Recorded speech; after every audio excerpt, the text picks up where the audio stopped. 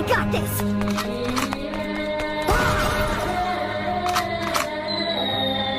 I got. Okay, another story time nobody asked for. This one hurts so fucking much, bro, because it's too much. I don't want to talk about it, but I gotta. Fuck.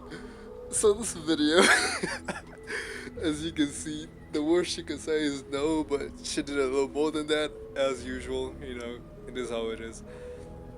But yesterday, it's like, I've been going through this fear, right? There was like this girl that I wanted to like smash like real bad, you know what I'm saying?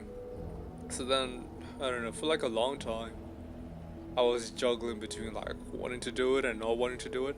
But recently I just realized like, bro, you got the feeling, it's not going away, so it's not like some random thought that, you know, like just comes and goes, right? This shit keeps coming back up, so you gotta do something about it. So I was like, fuck it, I should have just done this a long time ago, which was, you know, like just like confront the girl, you know, say my shit, whatever, if it happens, if it doesn't, it's whatever, right? I did that, and she ran away from me. Yeah. I promised to Odin himself I did not look like Shrek. I did not look like the hunchback of Notre Dame. I'm like Black Prince Charming with his head shaved off, because recently I shaved my head. So like Avatar, Black Prince Charming, you know, like a mix of that shit. So I look good, you know what I'm saying? So it's not that. I know it's not that. Shit, if it was, I wouldn't have even approached. I would have known like, yeah, this shit ain't gonna happen, bro. We cooked from the offset, but yeah. So yeah. Even when you got it all, it's like whatever, right? It's real crazy. What's even worse is like we kind of stay together, not like in a love way, like just the whole situation where like we're living in the same house and shit. So yeah, I mean, I don't mind. I actually don't give a fuck, cause you know it's whatever. I can put this shit on my head, because the whole reason why I did that was just so I could get that feeling out of me, you know? Cause like I keep constantly thinking about this shit. It's not going away. So it's like now that I did it, I'm like, now there's space. You know, now there's space. Like a lot of niggas like you get scared of this shit, but what you don't realize, like, it's actually fucking you up. You're like a pipe. I know you don't lay pipe, but listen up, bro. You're like a pipe with like blocked water. This thing of like you've been like scared to like approach bitches and shit.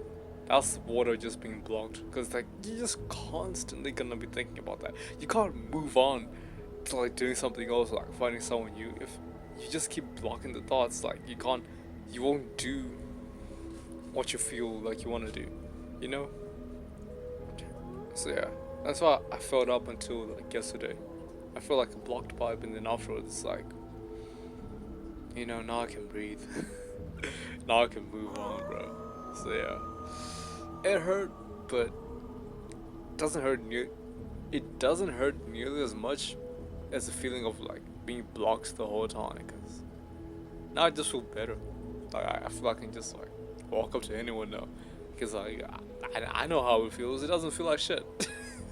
I don't feel like shit.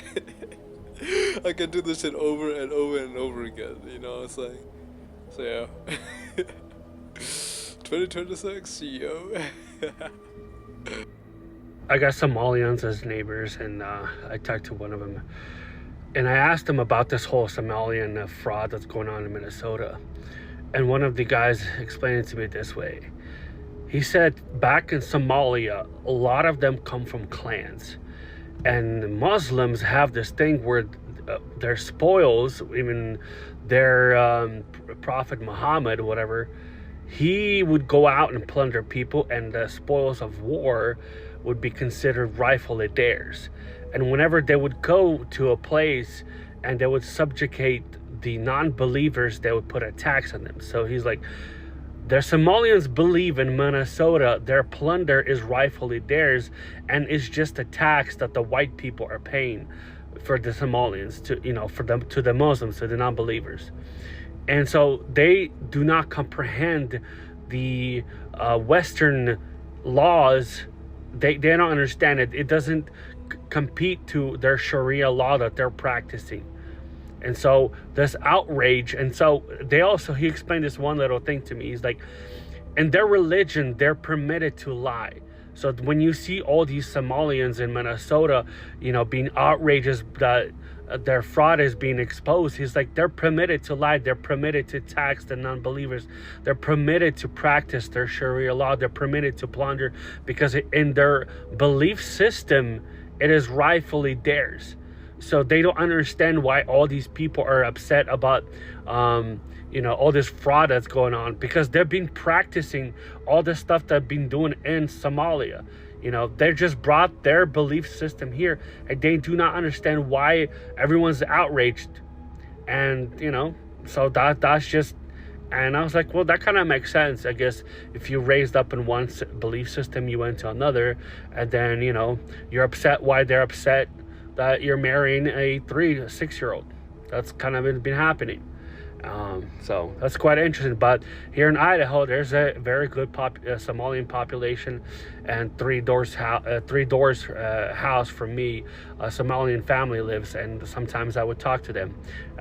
So it's interesting.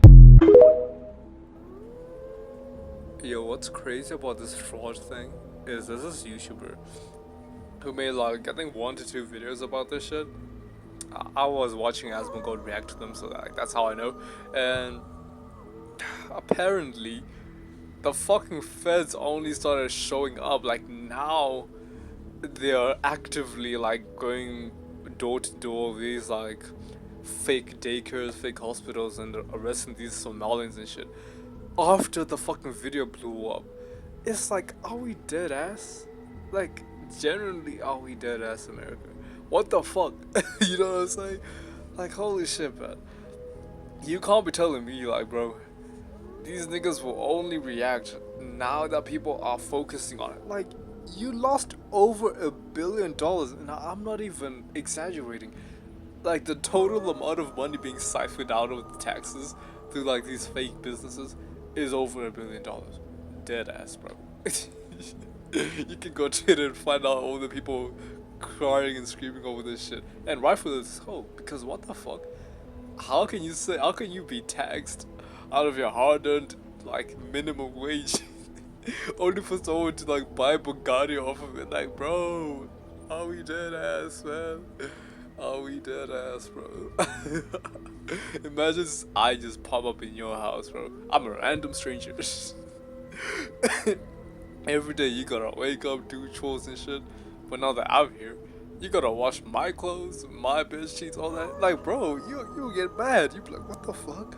Like, I don't even know this nigga, mom and dad. What are we doing? And they're like, you are doing what you're supposed to do. Stop being racist. Like, dude, what the fuck? Nah, man. Nah, bro. This type of shit is gonna radicalize people more, because, like, what do you mean you're only reacting after the video blew up? Like, what the fuck, bro? Like, I'm sure they probably knew about it and they're probably like watching the people, but I mean, how long do you have to watch before like $1 billion gets taken away? How long? Because I don't think you can get that $1 billion back. I really don't. But man, that is so fucked, bro. Yeah, man. Like, imagine getting your taxes stolen from you because you don't want to be seen as racist. Because that is what's happened, right? People could have reported this. Some were, but obviously it was only like the conservatives doing it, and people just ignore them, right? But everybody, they're stealing from the liberals too. Like, you guys gotta pay taxes as well. And you won't say shit because you don't want to be seen as racist. Like, dead ass, bro. 2026, we're moving different, man. Fuck this shit. I don't even like Somalians. Thank God I'm not Somalian. Holy fuck.